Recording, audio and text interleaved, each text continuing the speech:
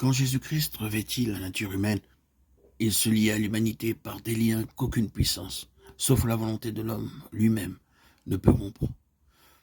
Nous induire à briser ces liens, nous porter à séparer volontairement de Jésus sera le but constant des séductions de Satan.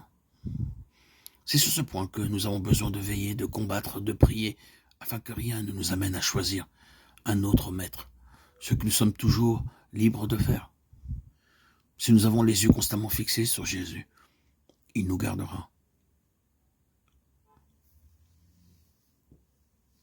En regardant à lui, nous sommes en sûreté.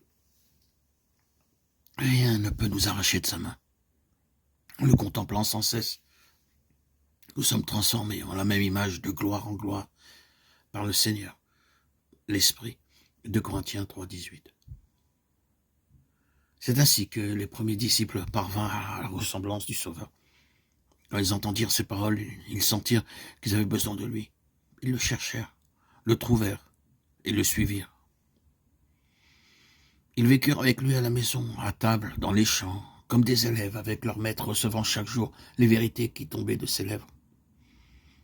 Comme des serviteurs, ils attendaient ses ordres. Les disciples étaient des hommes de la même nature que nous. Jacques 5,17. Comme nous, ils devaient lutter contre le péché et avaient besoin de la grâce divine pour suivre le sentier de la sainteté. Jean lui-même, le disciple bien-aimé en qui l'image du Sauveur se trouve le plus parfaitement reproduite, ne possédait pas naturellement de dispositions particulières. Non seulement il était impérieux et ambitieux, mais encore impétueux et irritable sous l'offense. Toutefois, à mesure que le caractère divin se révéla à lui, il eut conscience de ses imperfections et en fut humilié.